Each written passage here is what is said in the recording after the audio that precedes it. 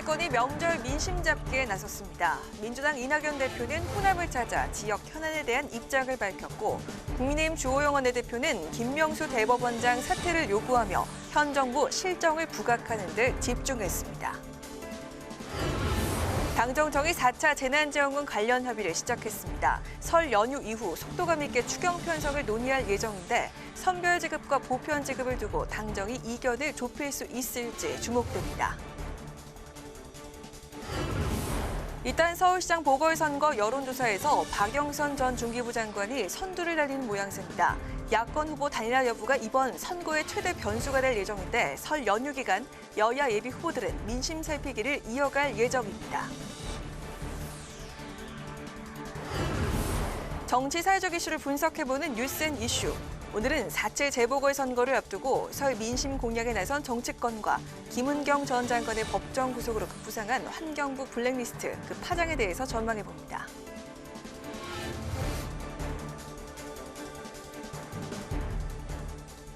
여러분 안녕하십니까? 2월 10일 의정 종합뉴스 뉴스엔 시작하겠습니다. 설 연휴를 앞둔 오늘 여야 지도부가 설 밥상머리 민심 공략에 나섰습니다. 더불어민주당은 이번 연휴 기간 코로나19 방역에 큰 고비를 넘기길 당부했고 국민의힘은 현 정부의 실정을 부각하며 국가 정상화를 내세웠습니다. 김세정 기자가 보도합니다.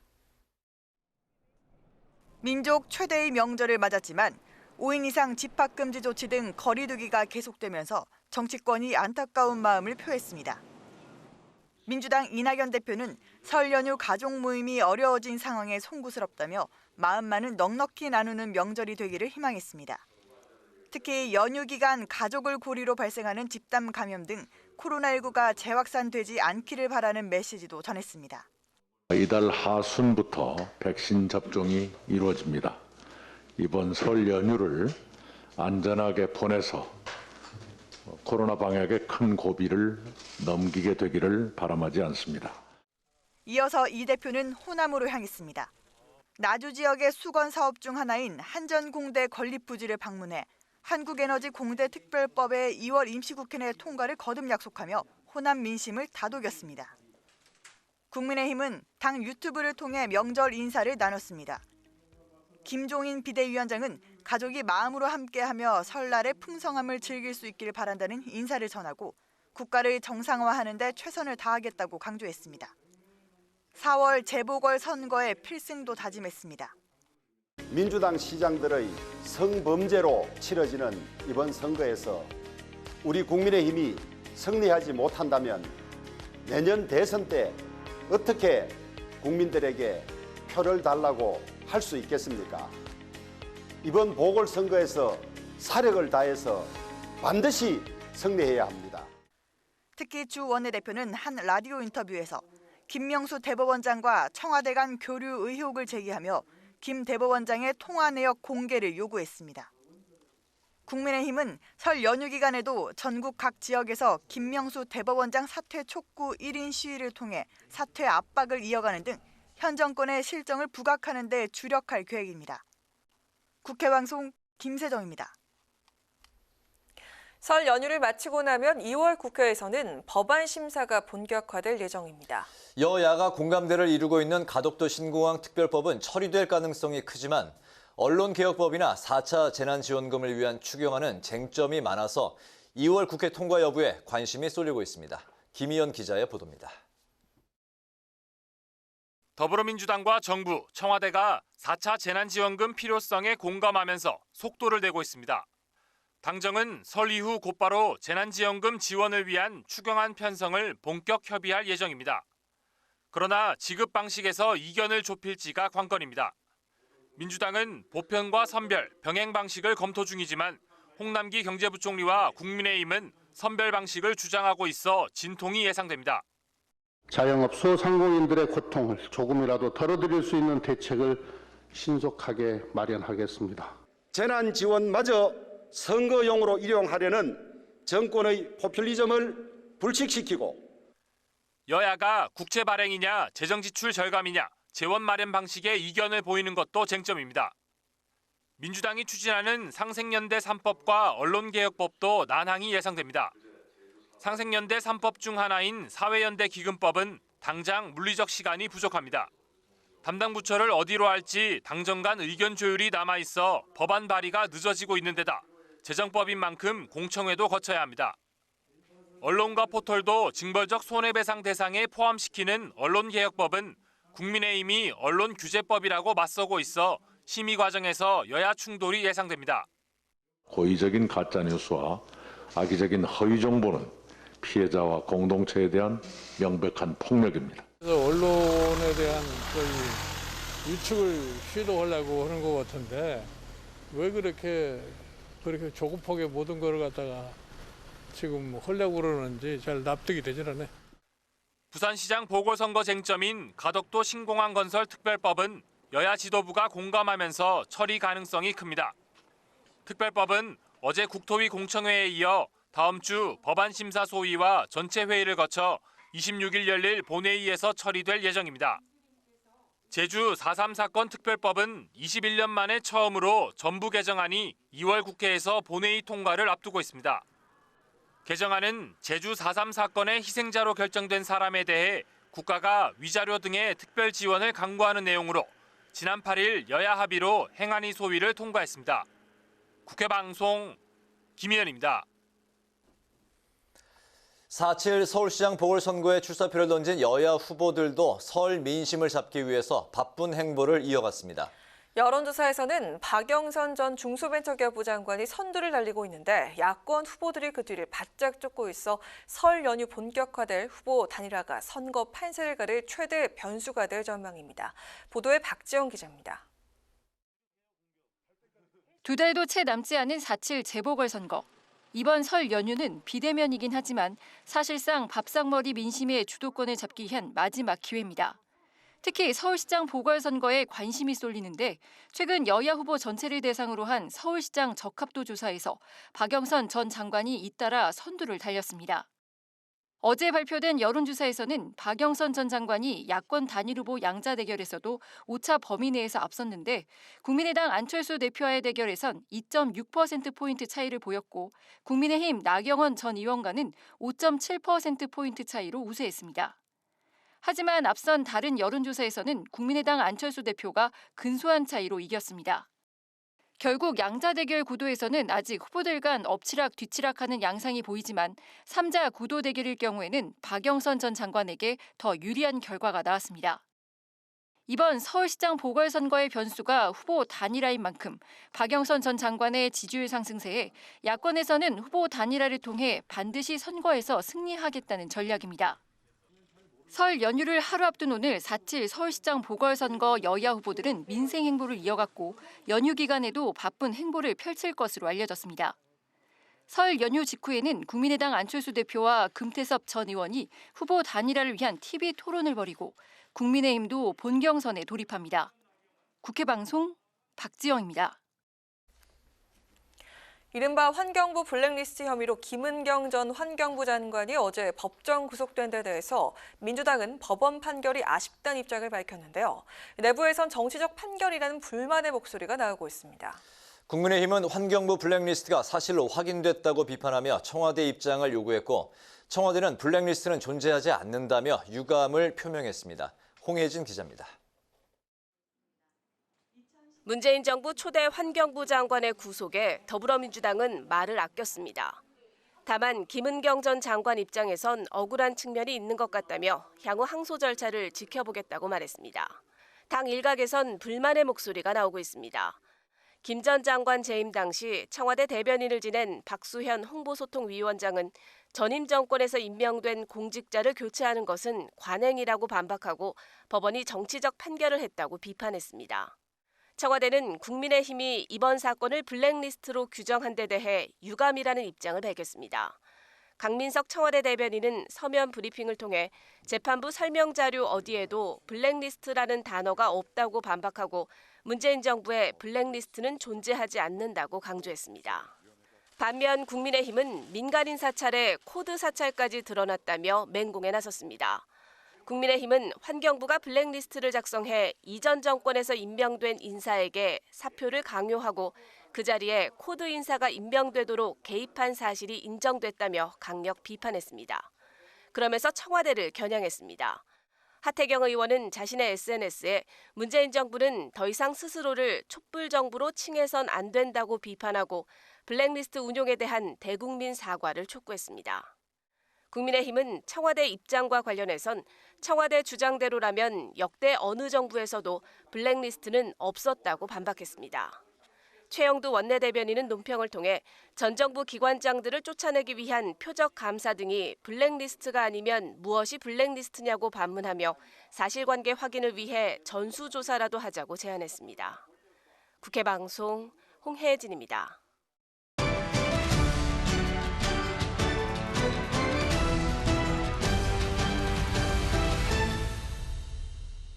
네, 이슈 분석 김동길 기자와 함께합니다. 김 기자 어서 오십시오. 어서 오세요. 네.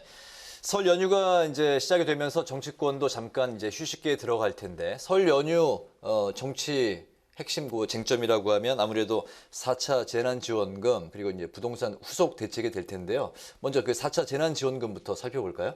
네, 4차 재난지원금에 대한 얘기가 이제 정치권에서 계속 나오면서 과연 나는 받을 수 있을까, 또 이제 언제쯤이면 받을 수 있을까에 대한 궁금증이 있으실 텐데요.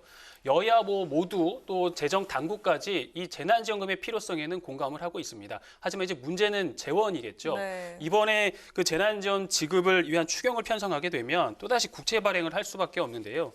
그래서 전 국민이 받는 보편으로 갈 것이냐, 아니면 이제 특정 계층을 지원하는 선별로 갈 것이냐를 놓고 재정 당국과 민주당이 이견을 표출하기도 했었습니다. 재난지원금을 놓고 당정 갈등이 이제 불거지는 모양새이다 보니까 일단 문재인 대통령이 정리를 했는데요.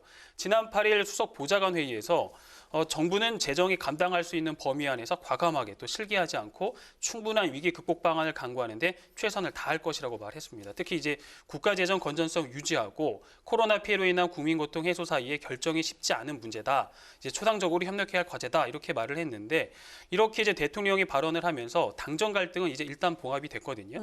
대통령 발언 이후에 당정청의 발걸음도 좀 빨라졌습니다. 네, 어제 당정청 비공개 회동이 있었는데요. 서둘러서 4차 재난지원금을 편성하기로 했다고요? 네, 대통령 발언 이후 하루 뒤입니다. 바로 어제였는데 당정청이 비공개 회동을 가졌습니다. 당에서는 홍익표 정책위 의장이 나왔고요. 청와대에서는 김상조 정책실장, 정부에서는 홍남기 경제부총리가 함께 만났는데 각자의 입장을 정리해서 설 연휴 직후에 이제 논의를 시작하는 건데 아마도 이제 설 연휴 직후에 바로 이제 만날 것으로 보입니다. 이제 쟁점은 지원 대상과 규모, 또 이제 선별이냐, 또 보편이냐입니다. 홍남기 경제부총리 일관되게 주장을 하고 있는데 전 국민을 대상으로 한 보편 지급과 피해 상공인을 대상으로 한 이 맞춤형 선별 지급을 병행하는 것, 재정 여력의 한계로 실현하기 좀 어렵다 이런 입장을 고수하고 있는데요. 오늘 비상경제중앙대책본부 회의에서도 이 사각지대 보강 지원 등을 검토하고 있다 이런 발언을 했거든요. 이렇게 보면 이게 선별 지원 필요성을 강조하는 발언이 아니냐 이런 해석들이 나왔습니다. 반면에 이 민주당은 보편과 선별 동시에 지급해야 하고 또 지급 시기도 이낙연 대표가 인터뷰에서 이제 밝혔는데 서둘러서 3월에 지급됐으면 좋겠다 이렇게 언급하기도 했었거든요. 그래서 이제 민주당은 추경 편성과 집행의 시간을 최대한 단축하겠다 뭐 이런 계획입니다. 이낙연 대표의 관련 발언 들어보시죠. 당정청 모두의 입장을 정리해서 설 연휴가 지나면 추경 편성을 속도감 있게 진행할 것입니다. 그러면 이제 국민의힘의 입장은 어떻게 될까? 국민의힘은요, 재정이 감당할 수 있는 범위라면 적극 협조하겠다고 거듭 밝혀왔습니다. 하지만 전 국민 지급보다 피해 계층에 대한 선별 지원을 촉구하고 있어서 재정 당국과 이제 결을 같이 하고 있는데요. 김종인 비대위원장의 발언입니다. 재난지원금은 누구나 나눠주는 선거자금이 아니라 재난을 당한 사람들의 생계자금이 되어야 할 것입니다. 이 4차 재난지원금 추경 편성의 요점을 보면 이제 보편이냐 아니면 선별 지원이냐 또 재정이 허락하는 범위 아니냐 뭐 이렇게 추려볼 수 있는데요. 추경 규모에 대한 이제 당정 협의와 예산 편성 또 여야 합의도 또 논의도 있어야 되고요. 또 국회 심의 절차를 거쳐야 하는 만큼 3월 내 지급은 뭐 쉽지 않을 것이라는 게 뭐 좀 그런데 무게가 실리고 있습니다. 네. 그 문재인 대통령과 이제 그 야당인 국민의힘 그 양쪽 모두 재정이 감당할 수 있는 범위 안에서 해야 된다는 데는 의견을 같이 하는 거군요. 네, 그렇습니다. 네네. 부동산 공급 대책 발표 이후에 여러 가지 이제 그 비판도 나왔는데요. 당정이 후속 대책 입법에 지금 속도를 내고 있다고요? 네, 정부가 서울, 경기 등 신규 주택 83만 호를 이제 공급하겠다고 밝혔는데 제 주변에서도 이야기를 들어보면 이 정부의 대책이 가능한 것이냐 이런 물음표가 달린 이야기들을 좀 많이 하거든요. 또 이어서 덧붙이는 게 이번에는 그럼 집값이 잡히겠느냐, 집값이 내려가겠느냐 뭐 이런 말들을 많이 하는데 이번이 벌써 25번째 이제 부동산 대책인데요. 그동안 이 정부의 대책이 나올 때마다 예상과는 다르게 집값이 계속 올랐기 때문에 이 부동산 정책, 정부의 부동산 정책이 좀 신뢰를 잃었다 이렇게 분석을 해볼 수가 있습니다. 또 이번에 정부가 대책을 발표하면서 어떻게 보면 이제 부동산 정책의 신뢰 확보의 가장 기본적인 게 어디서 또 어느 정도의 물량을 언제 공급할 것인지에 대한 건데 이번 발표에는 이게 빠졌습니다. 그냥 전국 83만 호를 공급하겠다 이렇게만 발표를 했는데요. 네. 저도 궁금하거든요. 이제 어디서 하느냐? 어디서 어느 정도가 나오느냐도 저도 궁금한데 그러다 보니까 이제 불확실성이 더 커져 있는 상황이라고 볼 수 있습니다. 그래서 당정이 이제 바로 머리를 맞댔는데요. 변창훈 국토부 장관과 진선미 국토교토부 장관 등이 이제 국회에 어제 모여서 부동산 대책의 후속 입법을 논의했습니다. 최대한 빨리 3월 안에 입법 절차를 마치겠다는 방침도 세웠는데요. 회의 이후에 이제 조응천 국토위 민주당 간사가 브리핑을 했는데 야당과 협조해서 최대한 빨리 처리하겠다고 밝혔습니다. 그리고 그렇게 보면 이제 이 위치도 또 물량도 이제 곧 발표가 될 것으로 좀 예상이 되고요. 또 2월 4일 이후에 매입한 주택에 우선 공급권을 주지 않고 이제 보상을 한다. 이제 현금 청산을 하도록 한 것이 이제 재산권 침해 소지가 있다는 지적도 많이 있었는데요. 네. 이제 국토부가 이런 발언을 했다고 해요. 사전에 이제 자문을 받았고 이제 보상을 하면 재산권 침해가 아니다. 충분한 적정 수준에서 보상을 해주면 재산권 침해가 아니다라는 이런 자문을 받았다고 밝히기도 했습니다. 네, 잘 들었습니다. 오늘 이슈 분석은 설 연휴 이후 최대 정치 쟁점인 4차 재난지원금 그리고 부동산 대책에 대해서 살펴봤습니다. 김동길 기자 잘 들었습니다. 네, 고맙습니다. 박병석 국회의장은 6박 9일에 아랍에미리트와 바레인 순방을 시작했습니다. 양국 모두 의장 회담이 예정돼 있는데 박 의장은 아랍권과의 협력 관계를 강화시킨다는 계획입니다. 한도영 기자가 보도합니다. 6박 9일간의 일정으로 아랍에미리트와 바레인 공식 방문길에 나선 박병석 국회의장. 우리 시간으로 오늘 밤 아랍에미리트 수도 아부다비에서 전몰장병 추념비 헌화로 첫 일정을 시작합니다. 내일은 사끄르 고바시 연방평의회 의장을 만나 아랍에미리트 건국 50주년을 축하하고 양국의 특별 전략적 동반자 관계 강화 방안을 모색합니다. 박 의장은 이 자리에서 오는 10월 열리는 두바이 엑스포의 한국관 설치, 우리나라 보건의료 분야 진출 등에 대해 집중 논의한다는 방침입니다. 박 의장은 민족대명절 설날인 12일에는 파병 10주년을 맞는 아크 부대를 방문해 국군 장병들을 격려합니다. 이후 박 의장은 양국 수교 45주년을 맞는 바레인으로 이동하는데 대한민국 국회의장으로서 최초의 공식 방문입니다. 박 의장은 파우지아 자이날 하원 의장, 알리 빈 살레 알 살레 상원 의장을 잇따라 만나 양국 간 보건의료 협력 확대 방안, 우리나라 기업의 인프라 플랜트 진출 확대 방안 등을 논의한다는 방침입니다. 이번 순방에는 민주당 송갑석, 국민의힘 이명수 의원 등 여야 의원 6명이 함께합니다. 국회 방송 한도영입니다.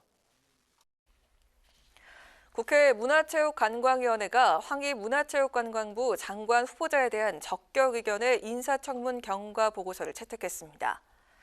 여야는 오늘 문체위 전체 회의에서 황 후보자의 적격 여부를 두고 공방을 벌인 끝에 민주당 단독으로 청문 보고서 채택의 건을 의결했습니다.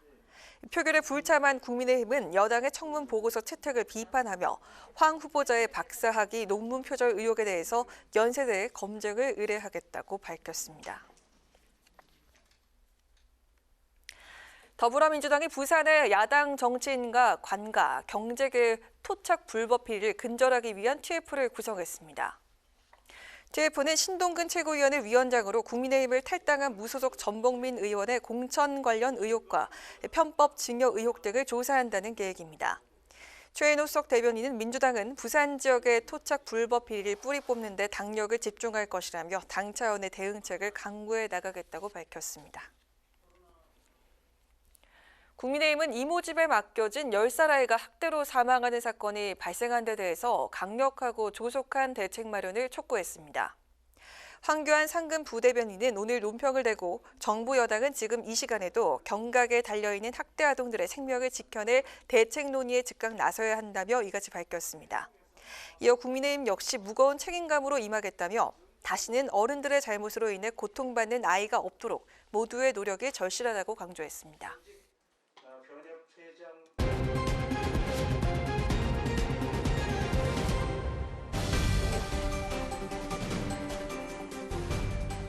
강아랑의 정치톡 시간입니다. 2월 10일 시선을 집중시킨 정치 뉴스는 무엇이었는지 지금부터 만나보시죠. 오늘의 첫 번째 정치톡, 별명 전쟁입니다. 문프, 콩카콜라, 사이다 등 정치인에겐 자의반, 타의반으로 별명이 따라붙기 마련이죠. 특히 야권 거물급 인사들이 오른 서울시장 보궐선거, 후보들 간의 치열한 경쟁만큼 별명 경쟁 또한 뜨겁다고 합니다. 먼저 결혼, 출산, 1억 원 보조금 공약으로 나경영이란 별명이 붙은 국민의힘 나경원 서울시장 예비후보. 이를 부인하기보다 오히려 정면 돌파에 나섰다는 소식 어제 전해드렸죠. 나경영이 타의로 시작된 별명이라면 자의로 스스로 칭하는 데서 시작된 별명도 있습니다. 바로 오세훈 예비후보의 정치 초딩이란 별명인데요. 오 후보, 10년 전 서울시장직을 던졌던 자신을 정치 미숙아로 표현하면서 정치 초딩이란 별명을 스스로 붙인 건데 원리 원칙에 충실한 정치를 하겠다는 의미로 해석이 됩니다. 유독 많은 별명을 가지고 있는 별명 부자, 국민의당 안철수 예비후보. 정치 철새란 뜻의 안철새, 간을 본다는 의미의 간철수란 다소 부정적인 별명에서 최근에는 강철수라는 별명이 익숙해지고 있습니다. 과거 모범생 이미지를 벗고 강단 있는 모습으로 변신하면서 강철수라는 별명을 얻은 것으로 보입니다.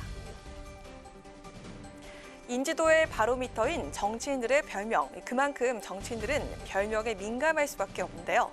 야권 서울시장 주자들의 별명, 이번 선거판에는 어떤 영향을 미치게 될까요? 이어서 오늘의 두 번째 정치톡. 매달릴 생각 없답니다. 4.7 서울시장 보궐선거를 앞두고 야권의 후보 단일화 기싸움이 갈수록 치열해지는 가운데 여권에서도 주도권 경쟁이 시작됐습니다. 열린민주당 서울시장 보궐선거 후보로 확정된 김진애 의원. 민주당을 향해서 먼저 견제구를 던졌는데요. 어떤 내용이었을까요? 단일화에 대해서는 더불어민주당이 더 좀 아쉬운 부분일 거라고 생각을 합니다. 저는 뭐 안철수 후보처럼 이렇게 매달릴 생각은 없고요. 더불어민주당에서 꼭 필요해서 하려고 하면은 여러 가지 제안과 또 뭐 이런 거를 좀 해주는 게 오히려 맞는 게 아니냐. 열린민주당의 서울시장 후보가 확정되면서 범여권 후보 단일화 움직임에 속도가 붙고 있습니다. 열린민주당 김진애 서울시장 후보는 자존감이 튼튼한 열린민주당 지지자들 마음을 얻고 싶다면 민주당은 후보 단일화 일정과 방식을 제안해달라며 보다 적극적인 자세를 촉구했는데요. 그러면서 김 의원은 지금 서울시장 선거판에 나온 사람들은 다들 올드한 사람들이고 저만 뉴페이스다. 제가 가장 젊은 정신과 실력, 내공과 에너지를 갖고 있는 사람이라며 자신감을 드러냈습니다. 김진애 의원의 이 같은 발언 이후 민주당 서울시장 후보들도 후보 단일화에 대한 입장을 내놨습니다. 먼저 박영선 예비후보는 범여권 후보 단일화에 적극 찬성한다며 단일화 논의에 대해서 빠르면 빠를수록 좋다는 입장을 밝혔고요. 우상호 예비후보 역시 양당 통합 전제로 후보 단일화를 이미 합의한 바가 있다고 말했습니다. 더불어민주당과 열린민주당 모두 후보 단일화 추진에 공감대를 이룬 만큼 여권 단일화도 본격화될 전망입니다. 여권의 서울시장 후보들이 단일화 의지를 확인한 지금 범여권 단일화는 아름다운 결과로 마무리될 수 있을까요? 이어서 오늘의 세 번째 정치톡. 언론개혁 대 언론 탄압입니다. 가짜뉴스 처벌법이 2월 임시국회 쟁점으로 떠올랐습니다. 민주당이 가짜뉴스 근절을 위해서 징벌적 손해배상제에 유튜버와 블로거에 이어서 언론과 포털 등을 포함하기로 하면서 논란이 거세지고 있습니다. 언론 개혁이냐, 언론 탄압이냐를 놓고 여야가 강하게 맞서고 있습니다. 고의적인 가짜뉴스와 악의적인 허위 정보는 피해자와 공동체에 대한 명백한 폭력입니다. 우리 당이 추진하고 있는 언론개혁 법안들은 피해자를 구제하기 위한 최소한의 장치입니다. 가짜뉴스 피해가 더 이상 발생하지 않도록 입법에 속도를 내주시기 바랍니다. 우리 정치사를 보면 정권이 언론에 재갈을 물려를 한 시도는 모두 실패로 끝났습니다. 민주당은 장금의 언론 장악 시도를 단강 그만두기를 엄중히 경고합니다. 징벌적 손해배상은 거짓 불법 정보로 명예훼손 등 피해를 준 경우 손해액의 3배까지 배상하도록 하는 것을 골자로 합니다. 민주당은 배상금 수준이 턱없이 낮다 보니까 일부 언론이 이를 악용해서 허위 왜곡 보도를 멈추지 않고 있다며 배상금을 올려서 실질적인 피해 구제를 하고 명예훼손을 억제하자는 것이라고 밝혔습니다. 여당의 이 같은 움직임에 국민의힘에선 언론 탄압이라면서 크게 반발했는데요. 김종인 비대위원장은 형벌을 가하고 재산상 피해를 줘서 언론 위축을 시도하는 것 같은데 왜 그렇게 조급한지 납득이 되지 않는다고 지적을 했습니다. 한편 때 맞춰서 이와 관련한 여론조사 결과가 나와서 눈길을 끌었습니다. 허위 왜곡된 정보로 피해를 입히는 경우 언론을 징벌적 손해배상제에 포함시키는데 찬성한다는 응답이 61.8%, 반대한다는 응답은 29.4%, 잘 모르겠다는 응답은 8.8%로 나타났습니다. 여당은 가짜뉴스 처벌법을 늦어도 3월 임시국회 내에서 처리하겠다고 밝혔는데요. 과잉 입법이란 우려가 나오고 있는 만큼 신중한 논의를 거쳐 가짜뉴스 여부를 가리는 구체적인 기준과 언론의 책임성을 높이는 방안을 함께 마련해야겠습니다. 지금까지 강아랑의 정시톡이었습니다.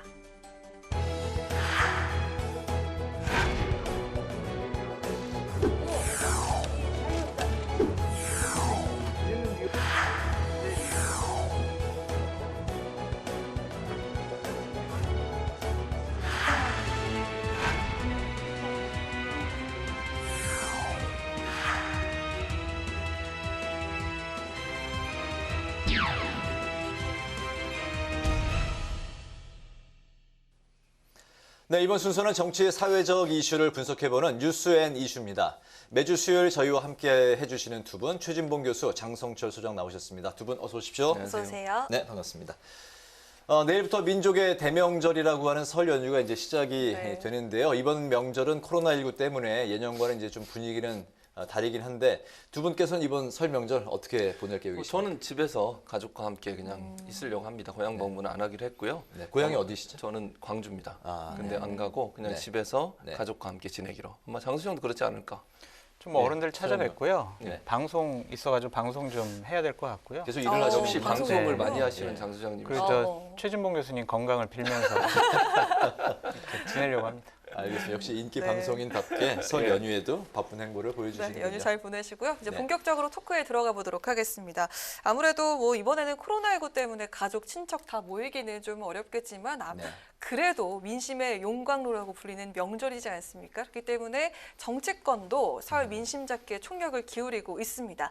먼저 이번 설 밥상머리 민심 키워드 각자 한 가지씩 꼽아주시죠. 저는 백신 뽑고 싶어요. 이제 설 지나면은요, 본격적으로 우리나라 국민들이 백신을 맞게 돼요. 그렇다면 코로나19를 극복을 위한 첫걸음이 시작이 된다고 보여지거든요. 네. 여러 가지 백신이 들어오는데 우리 뭐 맞을까? 뭐 어떻게 해야 되나? 그런 고민들을 하게 될 것 같다라고 말씀드립니다. 네. 그러니까 저는 그거 하나 받고 저도 그렇게 생각해요. 백신 얘기가 나올 것 같고요. 또 하나는 이제 코로나 관련 재난지원금 관련된 얘기가 또 나오지 않을까 하는 생각이 들어요. 지금 뭐 정치권의 선별이냐 아니면 보편이냐 이거 논란이 많잖아요. 네. 그래서 그 부분을 어떻게 지급하는 게 좋을지 아마 갑론을박이 있지 않을까. 그래서 아마 이번 설에는 코로나 관련된 이슈들이 주로 얘기가 되지 않을까 하는 생각이 듭니다. 네, 알겠습니다. 코로나와 백신 관련된 이야기들 많이 나올 것 같다. 알겠습니다. 여권의 대권 주자들이 벌써부터 설 민심 공략에 나섰는데요. 여당의 이낙연 대표 또 정세균 총리, 민주당 텃밭이라고 불리는 광주를 나란히 찾았습니다. 이낙연 대표는 이제 호남, 그리고 두 분 다 호남이신데 이낙연 대표는 전남, 정세균 총리는 이제 전북이신데 이런 호남 출신 주자분들이 텃밭지키기 경쟁이 본격 시작된 거라고 분석할 수 있을까요? 그렇게 분석할 수 있고요. 이낙연 대표 같은 경우에 예전에 처음 지지율이 높을 때만 해도요. 호남에서 상당히 이낙연 대표에 대한 지지율이 높았어요. 네. 그래서 그 당시에는 호남이 밀어주고 그다음에 전국적인 지지율도 어느 정도 있어서 상위권을 차지를 했었는데 최근에 이제 지지율이 좀 떨어지면서 호남에서 많은 부분 지지율이 빠졌거든요. 네. 그러니까 이낙연 대표 입장에 상당히 급할 수 있어요. 그러니까 호남이 지지를 얻지 못하면 사실 이낙연 대표 입장에 상당히 치명적이거든요. 본인이 대권 후보로 가기 위해서 민주당에서 후보가 돼야 되는 것이고 것이고 그러기 위해서 호남의 지지를 받아야 하는데 호남에서 최근에 이제 이낙연 대표에 대한 지지율이 빠지는 걸로 여러 여론조사 결과들이 나오고 있거든요. 네. 그래서 저는 호남에 계속 공을 들이고 지난번에도 호남을 한번 내려간 적이 있었거든요. 그래서 이낙연 대표 입장에서는 본인의 정치적 기반이라고 할 수 있는 호남 지역에서 지지율이 빠지는 부분에 대한 어떤 그 다급함이 일정 부분 포함되어 있다고 저는 보고요.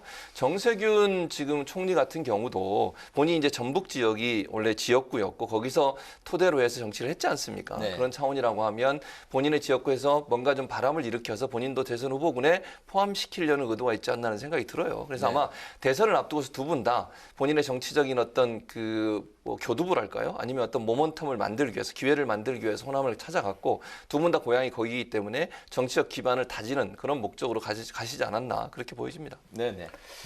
민주당에게 호남 특히 광주는요 심장부예요. 거기서 지지를 받아야 민주당이 후보가 될 수 있습니다. 그만큼 중요시한다라는 상징성이 있는 거죠. 광주를 잡아야 민주당 후보가 된다라는 생각을 정확히 알고 네. 여기 집중적으로 공략하는 거다. 저 이만큼 이렇게 신경 쓰고 있어요 라고 광주 시민들에게 어필하고 싶은 행보라고 보여집니다. 네. 네네. 네, 또 오늘 포털 사이트를 보니까요. 여야 할 것 없이 후보들이 전통시장을 탐방하고 있는 또 뭔가를 구매하고 있는 사진들이 굉장히 많이 보입니다. 이맘때 이렇게 전통시장을 찾는 이유 뭐라고 보십니까? 세 가지예요. 하나는 서민 코스프레. 가면 꼭 하는 거 있죠. 어묵 먹기. 그래가지고 네. 서민들의 음식을 떡볶이, 어묵을 먹는다. 그런 서민 코스프레 하는 거고요. 또 두 번째는 거기 가면은 많은 분들을 만날 수가 있어요. 그리고 보통 가면은요 많이 또 응원해 주세요. 그래서 길을 많이 받고 온다라는 생각이고 세 번째는요. 다른 후보들이 가니까 안 가면은요 이거 상당히 이상해요. 그래서 이 세 가지 때문에 전통시장을 자주 찾는다라고 말씀드려요. 네네. 전통시장은 뭐 이제 장 소장이 설명을 잘했으니까 첫 번째 설명이 재밌네요. 코스프레 한다고 그래서 코스프레는 원래 이제 본인이 서민이 아닌데 서민 인척하는 거잖아요. 네. 그다음에 서민들의 어떤 그 목소리, 생생한 목소리를 듣는 현장이 되는 것도 맞고 특히 이제 코로나 시기에는 자영업자 소상공인들이 상당히 어려움을 많이 겪고 있잖아요. 네. 그 부분을 보듬는다는 이미지도 만들어낼 수 있다고 생각을 해요. 그러니까 결국은 이제 민심의 현장이 전통시장이고 그 전통시장에 가서 사람들과 대화하고 그분들의 손도 잡아주고 네. 목소리도 듣는 모습은 민심을 적극적으로 청취하겠다고 하는 후보의 이미지를 만들어낼 수 있기 때문에 그리고 또 민심의 바로미터가 뭐냐 하는 부분도 볼 수 있는 지역이라는 생각이 들거든요. 아마 그런 이유 때문에 전통시장을 그렇게 찾는 게 아닌가 이런 생각이 듭니다. 그러면 전통시장 말고 좀 민심을 공략할 수 있는 장소 어떤 곳이 있을까요? 저는 지금 상황에서는 소상공인들이라고 생각해요. 그러니까 자영업자들 있잖아요. 가게들. 그러니까 전통시장 이외에도 우리 골목마다 가게들이 많이 있잖아요. 네. 그런 가게들도 저는 가봐야 된다고 생각합니다. 그분들이 겪고 있는 지금의 고통은요. 우리가 언론을 통해서 물론 간접적으로 경험하고 있지만 실제 그분들한테 얘기를 들어보면 정말 그 삶의 끝자락에 있다고 하는 느낌이 들 정도예요. 근데 그런 부분들을 정치인들이 좀 적극적으로 듣는다고 하면 재난지원금 문제도 좀 더 쉽게 풀리지 않을까 하는 생각이 들거든요. 그래서 네네. 본인들이 생각하는 여러 가지 생각도 중요하지만 현장에 있는 우리 국민들의 목소리, 그것도 어려움에 처해서 정말 경각심에 달려있는 네. 그런 분들의 목소리를 듣기 위해서는 자영업자들의 가게들도 좀 방문했으면 좋겠다는 생각이 듭니다. 알겠습니다. 아까 이제 그 이낙연 대표 또 이제 정세균 총리 행보를 이야기를 했는데 부동의 그 지지율 1위를 달리고 있는 그 이재명 경기도지사의 행보가 또 이제 궁금한데 이번 설 연휴 동안에 뭐 특별한 계획 없이 도정에 집중하겠다 뭐 이런 이제 입장을 밝혔는데 아무래도 1위를 달리고 있는 후보 입장에서 좀 여유로운 그 행보라고 봐야 되나요? 그것도 있다고 봐요. 그러니까 여유로운 행보일 수도 있지만 저는 또 하나 이런 생각이 들었어요. 이재명 지사는 지금 도지사입니다. 그러니까 현재 본인이 예를 들면 대선의 후보로 뛰고 있는 건 아니에요. 물론 대선 후보군이고 가장 유력한 대선 후보 중에 한 분이죠. 그러나 본인이 도지사인데 그걸 넘어서서 자꾸 민심을 탐방하겠다고 예컨대 다른 대선 후보처럼 행동을 한다? 저는 비판을 받을 수 있다는 생각이 들어요. 어찌 보면요. 본인이 현재 하고 있는 도지사의 역할을 제대로 잘하는 것이 나중에 대선 후보로 왔을 때 평가받는데 긍정적인 평가가 된다고 저는 보거든요. 네네. 괜히 대선 지금 후보 노름하냐 이런 논란도 일어날 수 있고요. 본인이 만약 다른 대선 후보들처럼 뭐 열차 가는데 뭐 악수하러 가거나 아니면 시장 방문하거나 뭐 경기도에 있는 시장 방문은 저는 가능하다고 봐요. 그런데 이제 일반 대선 후보처럼 저렇게 광폭 행보를 하는 것 자체가 본인한테는 부정적으로 느껴질 수 있어요. 이제 본인이 도지사를 사퇴하고 본격적으로 대선 후보가 되면 그런 행동을 할 수 있지만 지금은 조심스럽게 가는 게 필요하고 실제로 제가 볼 때는 이 지사 같은 경우에는 도지사로서의 역할을 하면서 충분히 대권 후보로서의 역량을 보여주는 여러 가지 정책들을 했거든요. 네. 결국은 경기도라고는 뭐 서울하고 거의 맞먹는 규모잖아요. 그 규모의 행정 집단을 잘 이끌어가는 그걸 잘 보여주는 것이 어찌 보면 더 적극적으로 대선 행보를 하는 게 아닌가 이런 생각이 듭니다. 네, 장성철 소장님. 이재명 지사는 그런데 안 가도 돼요, 지금. 본인은 정책 이슈를 계속 던지잖아요. 특히 긴급재난지원금 10만 원을 경기도민에게 줍니다라는 걸 갖고 계속 이낙연, 정세균 이런 분들도 공격을 하잖아요. 네. 언론에서도 그냥 홍보를 해줘요. 경기도민 여러분 10만 원 가지고 설 잘 쇠십시오. 이러면은 경기도민들 되게 좋아하고요. 다른 지역에 사는 분들은요. 아이 부러워. 저기는 10만 원 줬는데 왜 우린 안 줘. 이재명이 대통령 되면은 우리한테 많이 줄 것 같아. 이런 식으로 그냥 언론에서 알아서 선전을 해주기 때문에 이러한 특별한 행보를 안 보여도 된다라고 생각이 듭니다. 알겠습니다. 특별히 다른 행보를 보일 그런 입장은 아니다. 알겠습니다. 그렇게 정리를 하겠습니다. 다음 주제로 이제 넘어가 보겠습니다. 환경부 블랙리스트 사건으로 기소된 김은경 전 환경부 장관 1심에서 징역 2년 6개월 실형을 선고받고 법정 구속됐는데요. 문재인 정부 들어서 구속된 첫 번째 장관이고 한데 이번 그 법원의 판단, 1심 판단이긴 한데 어떻게 보셨습니까? 1심 판단은 크게 두 가지를 문제를 삼았어요. 직권남용이라는 문제하고 그다음에 권리행사 방해하고 업무방해 이 두 가지거든요. 그러니까 업무방해라고 하는 것은 공정하게 그 심사위원회가 예컨대 공기업이나 아니면 이제 산하기관들의 기관장이나 이런 고위공직자들 있지 않습니까? 감사나 이런 분들을 선임하는 과정에 언제 이제 그 평가위원회를 만들고 그 위원들이 평가를 해서 누구를 선정해야 되잖아요. 그런데 이미 누구를 낙점해서 그 심사 자체가 무력화되도록 만들었다. 이게 이제 업무 방해거든요. 그 부분을 인정을 했고 물론 이제 김은경 전 장관은 그게 일반적인 어떤 관례였다. 왜냐하면 이제 정권 바뀌면 대부분 그렇게 해서 이제 기관장들이 바뀌는 경우가 많았거든요. 지금까지. 그래서 그런데 이제 법원은 그럼에도 불구하고 그건 불법이 맞다라고 얘기를 한 거고 권리행사 방해도 이제 마찬가지 개념이에요. 결국은 어떤 일에 개입을 해가지고 본인의 권한을 이용해서 어떤 정당하지 않은 행동을 했다는 점 그런 점들이 법원에서 인정이 됐고요. 그래서 이 부분은 사실 지금까지 관례적으로 해왔지만 앞으로도 저는 마찬가지라는 생각이 들어요. 왜냐하면 이게 이제 정치적으로 어떤 문제가 발생할 수 있냐면 제가 문제라고 표현했습니다만 원칙에 따지면 그렇게 하면 안 되는 거지만 마지막에 정권 말기에 기관장들 다 바꿔놓고 만약에 나간다고 하면 3년 동안 다음 정권이 들어와도 기관장들 그대로 있는 거거든요. 그랬을 때 과연 그러면 새로운 정부가 뭔가 정책을 입안하고 추진해 가는데 그 기관장들 갈등이 일어날 가능성 이런 부분도 이제 우리가 고려해야 되는데 그것 때문에 사실 관례적으로 새로운 정부가 들어오면 기관장들이 대체적으로 다 사표 내고 나갔었는데 이제 박근혜 전 정부 때 있었던 분들은 이제 본인이 계속 임무를 하겠다고 주장을 했었고 그것 때문에 이제 이런 이제 문건들이 만들어진 거기 때문에 법적으로 보면 저도 개인적으로 그거는 타당한 방법은 아니라고 생각해요. 그러나 그 관례를 김은경 전 장관이 내세웠지만 법원에서는 그럼에도 불구하고 이거는 바람직하지 않다. 그렇게 지금 판결을 내린 것이죠. 1심 판결이긴 하지만 이제 내년이 또 대선이라 차기 정권에 또 시사하는 바가 클 것 같습니다. 어떻게 보셨습니까? 그러니까 관례는 괜찮아요. 관례는 괜찮은데 불법적인 관행을 통해서 억지로 사표받은 거 아니에요. 너 사표 내 라고 했더니 나 사표 안 낼래 그랬어요. 그랬더니 그럼 너 사표 낼 때까지 내가 감사하고 조사할 거야. 이거는요 불법행위죠. 저희 신동진 앵커께서도 지난 박근혜 정권 때 얼마나 많은 고초를 당하셨습니까? 그러한 일이 박근혜 정권 하에서도 일어나면 안 되고요. 문재인 정권 하에서도 일어나면 안 됩니다. 이거는 잘못된 거예요. 판사가 얘기했습니다. 이런 계획적이고 대대적인 사표 강요는 없었다라고 얘기를 했고요. 그렇게 지시사항을 안 따른 담당 국장을 좌천시켜버렸어요. 이것을 바로 우리는 블랙리스트라고 하는 겁니다. 이러한 일이 벌어지면 안 된다라는 생각이 드는데 이것을 갖고 자기네들은 계속 오늘 청와대에서도 블랙리스트 아니다라고 얘기를 하는데 참 뻔뻔하고 나쁜 정권이다라고 말씀드립니다. 어쨌든 1심 판결이란 이제 항소의 뜻을 이제 밝혔는데 현 정부 입장으로서는 어쨌든 아픈 판결이 될 것 같습니다. 전 정권의 그 적폐로 규정했던 블랙리스트가 다시 또 이제 반복됐다. 1심은 이제 법원은 그렇게 이제 판단을 한 거잖아요. 근데 법원 판결문에 블랙리스트란 말은 없어요. 근데 물론 이제 그 명단을 만든 것 자체도 저는 긍정적으로 보진 않습니다. 그 관례 얘기를 내가 아까도 했는데 장 수장은 이제 그걸 그냥 두루뭉실 넘어갔지만 사실 전 정권에서도 정현주 전 사장만 해도 그래요. 정현주 전 사장을 몰아내려고 그때 이명박 정부가 얼마나 여러 가지 일을 했습니까? 그리고 그 당시에 KBS 이사였던 신보 이사 계세요. 이분도 쫓아내고 그래가지고 결국 이사 바꿔가지고 사장 바꿨거든요. 정윤 전 사장 같은 경우에 대법원 판결까지 가서 잘못됐다고 복귀시키라고 했는데 복귀도 안 시켰어요, 사장으로. 어쨌든, 그러니까 제가 이렇게 얘기하는 것은 매 정부마다 이런 일들이 반복돼 왔어요.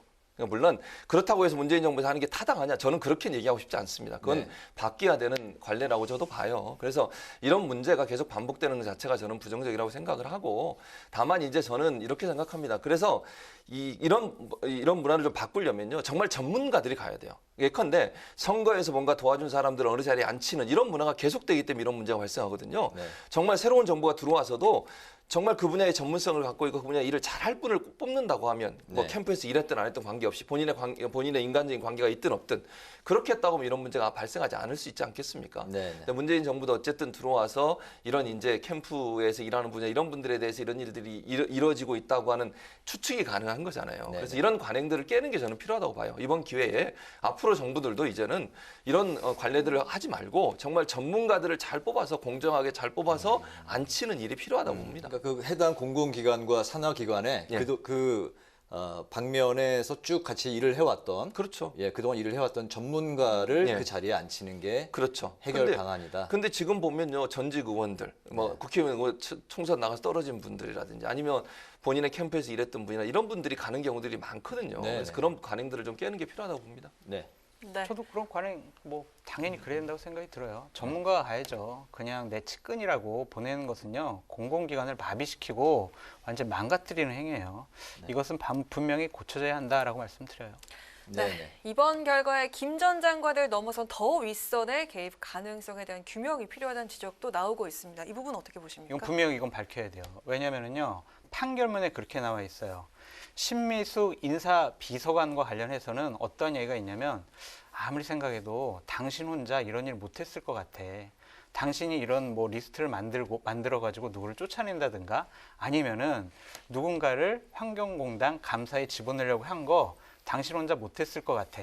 그래서 당신은 1년 6개월 징역형이지만 집행유예를 주는 거야 라고 했거든요. 네. 판사도 의심하는 거고요. 또 하나는 2018년도 8월 달에 김은경 환경부 장관이 국회에 나와서 공식적으로 발언을 합니다. 자, 산하기관 감사, 의원이 물어봐요. 산하기관 감사 환경부 장관이 임명합니까? 그랬더니 김은경 장관이 뭐라고 그랬냐면요. 아니요, 저에게는 임명권이 없어요. 그렇게 얘기를 해요. 그렇다면 누가 하겠습니까? 청와대가 하는 거다라고 의원이 물어보니까 대답을 그렇게 했어요. 네. 이런 거 보면은요, 이거는 환경부 장관과 신미숙 그 인사비서관이 둘이 이렇게 한 건 아니에요. 네. 그 위에 그 당시에 민정수석이 조국 수석이었습니다. 그리고 당시에 인사수석은 조현옥 수석이었어요. 이 두 분에까지 분명히 어떠한 일을 했는지 책임을 물어야 해요. 근데 당시 조사할 때요, 당시에 이거는 대검 반부패 강력부에서 이걸 조정을 했거든요. 그랬는데 그 당시에 대검 반부패 강력부장이 이성윤 지금 현재 중앙지검장이에요. 그 사람이 수사팀에서 자꾸 이 사람들 조사해야 됩니다. 청와대 조사해야 됩니다. 뭐 민정수석, 인사수석 조사해야 됩니다. 라고 했더니 아니야, 법리 더 검토해. 아, 이거 좀 안 돼. 이래가지고요, 청와대 인사들은 조사를 못했어요.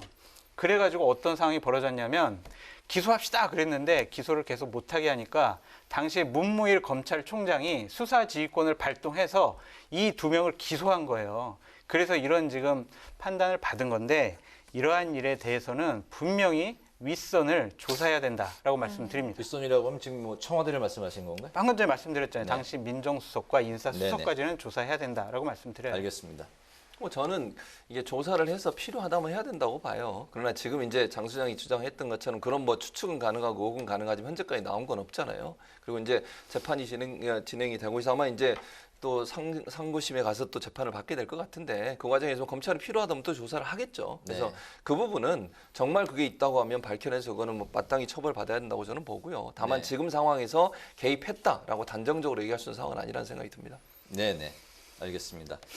조금 전에도 뭐 잠시 이야기를 했었습니다만 뭐 소위 코드 인사, 캠코더 인사라고도 하는데 뭐 대선 캠프 인사, 코드 인사, 더불어민주당 인사 이렇게 이런 캠코더 인사가 이루어져서 뭐 이번에 이런 이제 블랙리스트 사건도 초래했다 이런 이제 지적이 나오고 있는데, 이번에 1년의 1심 판결이 향후 또 이제 그 다음 정권 네. 또 이제 임기 말에 그 문재인 정권에도 상당히 시사하는 바가 크고 또 부담도 많이 줄 수 있겠네요. 그렇죠. 이제 다음 정권들은 이런 일을 못 하는 거잖아요, 결국은. 그러니까 본인들이 예를 들어서 정권이 바뀌면 본인이 정권 바뀔 때 코드가 잘 맞는 소위 정책적으로 같은 입장을 취하는 사람들을 기관장으로 내려보내서 거기서 같이 일을 하는 손발을 맞춰서 뭐 그 긍정적인 역할도 할 수 있겠지만 지금 법원의 판결을 보면 물론 뭐 2심에서 어떤 경우가 나올지는 더 지켜봐야 되겠습니다만 이 판결이 계속 유지된다고 하면 다음 정부도 정권 바뀌고 나서 현재 임기가 남아있는 공공기관의 기관장들이나 감사를 바꿀 수 없게 되는 거죠.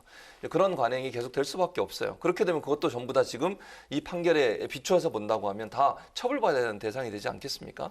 그러니까 예전에는 그게 관행적으로 이루어져 왔는데 뭐 문재인 정부 들어서도 사실은 그 부분이 일정 부분 있었던 것 같고요. 근데 그런 부분들에 대해서 더 이상 할 수 없는 상황이 될 수밖에 없어서 뭐 이게 아까 제가 말씀드린 것처럼 전문성을 갖고 있는 전문가들이 공공기관이나 아니면 예하기관의 기관장이나 아니면 감사로 가서 제대로 일할 수 있는 그런 어떤 풍토나 분위기를 만든다면서 긍정적으로 평가를 받을 수 있을 것 같아요. 다만 이제 현재 그럼 일하고 있는 분들도 결국 이제 다음 정권에도 계속 일을 하셔야 되는 거잖아요. 그런 부분들을 좀 깨달으셔서 정말 그 뭐랄까요 전문성을 발휘할 수 있는 그런 능력과 실력을 키워야 된다고 생각해요. 정치인들이 그냥 자리 하나 얻어가는 자리로 그렇게 생각하는 우리의 생각 자체를 바꿔야 된다고 생각합니다. 네. 근데 저 너무 안타까워요. 저 같은 경우도 다음에 어떤 대통령 후보를 도와주고 그분이 대통령 되면 산하기관에 가서 좀 근무 좀 해볼까 생각을 했었는데 이제 못하는 거 아니에요. 그런 낙하산, 농공행상 이제 못하는 거 아니겠습니까? 이제 아예 그런 관행이 사라질 거다라고 예상을 하시는 거예요. 그렇죠. 왜냐하면은 내가 임기가 남아있는데 내가 잦은 사퇴하지 않으면은요 쫓아낼 방법이 없어요. 쫓아낸다 그러면은 지금처럼 감옥 가잖아요. 그러면은 버티면은 그냥 그 임기 그대로 유지할 수밖에 없거든요. 그렇다면 여러 가지 뭐 문제가 있긴 하겠지만 2000년도 3월 달에요. 이 정부가 공공기관에 관한 법률을 통과시켰어요. 그러니까 공공기관이 자율성을 갖고 이렇게 책임경영을 해라라고 하는 건데 앞으로 그렇게 될 것 같아요. 그래서 낙하산 논란은 많이 없어질 것 같다라는 생각이 듭니다. 네, 김 전 장관 유죄 판결에 대해서 야당이요. 내가 하면 체크리스트, 남이 하면 블랙리스트인가 하면서 문 대통령 사과를 요구했는데요. 청와대가 오늘 문정부 블랙리스트는 존재하지 않는다면서 유감이라는 입장을 표명을 했습니다. 장 소장님. 마음에 들지 않는 사람들을 딱 작성을 합니다. 그리고 그 사람들에게 사표를 내라고 강요합니다. 불이익을 준 거죠. 전임 정권에서 그러한 일을 했다고 이 정권이 적폐라고 했어요. 본인들이 똑같은 짓을 저질러 놓고 어떻게 블랙리스트가 아니라고 합니까? 저는 청와대가 이러한 변명이 아니라 사과를 해야 한다고 생각을 합니다. 왜냐하면 청와대에 인사비서관이 이러한 일에 연루됐다고 해서 징역 1년 6개월에 집행유예를 받았어요. 3년. 이러면요 청와대가 죄송합니다. 잘못했습니다. 우리도 한번 되돌아보겠습니다. 이게 맞지. 우리는 블랙리스트 없어요. 라고 항변하는 게 맞습니까? 역시 국민의 눈높이에 맞지 않는 판단을 하는 청와대다라고 말씀드려요. 네, 블랙리스트가 있었다 생각하시는 거죠? 네. 그러니까 지금 말씀하신 블랙리스트의 종류라고 하는 것이 지금 이제 얘기했듯이 뭐 예를 들어서 바꿔야 되는 사람의 명단을 작성하고 그분이 어떤 행동을 했는지 하는 부분을 적어놓은 거라고 하면 그 문서 자체가 존재하는 건 사실인 거잖아요. 그건 분명히 잘못됐다고 제가 말씀을 드렸어요. 그런 문서를 작성할 필요도 없었는데 만든 건 잘못됐고 다만 이제 왜냐하면 청와대 입장은 이런 것 같아요. 블랙리스트의 성격 자체를 어떻게 보느냐의 문제거든요. 근데 뭐 집요하게 괴롭혀가지고 그 사람을 쫓아내는 방법들이 뭐 사찰을 하거나 아니면 뭐 괴롭히는 방법인 건지 아니면 이제 감사를 통해서 그 사람에 대해서 부정적인 이유를 만드는 건지 이런 문제에 대한 어떤 논란의 어떤 용어의 사용의 문제라고 봐요. 다만 저는 이제 종합하면 이런 거예요. 청와대에서 오늘 발표 내용은 이런 게 있더라고요. 공공기관 330여 명 기관장, 상임감사 90여 명은 예전에 정부에서 계속했던 분들이 임기를 다 마쳤다. 그리고 현재도 6명 정도가 예전에 임명된 분들이 아직도 지금 하고 있다. 뭐 이런 얘기를 했는데 뭐 그게 맞는 얘기지만 그럼에도 불구하고 저는 이런 관행들을 없애는 데는 앞장서야 된다고 봐요. 어쨌든 이번 일이 뭐 전 정부는 더 많이 한 거 사실이고요. 제가 볼 때 현 정부는 적게 한 거 맞지만 그럼에도 불구하고 양이 적고 많으면 문제가 아니라 그런 행동들을 하는 것 자체는 이거는 분명히 잘못된 행동이에요. 그래서 저는 이제 물론 1심 판결이기 때문에 2심, 3심이 어떻게 될지 모르잖아요. 그걸 끝나고 나서 필요하다면 정부가 뭐 청와대가 어떤 방법으로든 입장을 내지 않을까 하는 생각이 듭니다. 네, 알겠습니다. 오늘 그 뉴스엔 이슈는 서울시장 그리고 대선 후보들의 여야 후보들의 행보 그리고 환경부 블랙리스트 1심 판결과 관련해서 이 이슈를 짚어봤습니다. 네, 이제 오늘 뉴스엔 이슈 또 마칠 시간입니다. 네, 이제 연휴가 시작되니까요. 두 분 오늘 고생 많으셨고 즐거운 설 연휴 보내시기 바라겠습니다. 고맙습니다. 네, 고맙습니다. 네, 내일부터 시작되는 설 연휴 비교적 맑고 포근한 날씨가 이어지겠습니다. 설 당일과 주말 한낮 기온은 10도 안팎까지 오르겠고요. 일요일은 전남과 경남, 제주 지역에 비가 내리겠습니다. 서쪽 지역을 중심으로는 연휴 기간 동안에 안개가 무척 짙게 끼니까요. 교통안전에 각별히 유의를 해주셔야겠습니다. 네, 설 연휴가 코로나19 확산의 변수가 되고 있는데요. 고향이나 휴양지 방문은 자제하셔야 되겠습니다. 네, 즐거운 설 명절이 되시길 바라고요. 오늘 뉴스에는 여기까지입니다. 시청자 여러분 고맙습니다.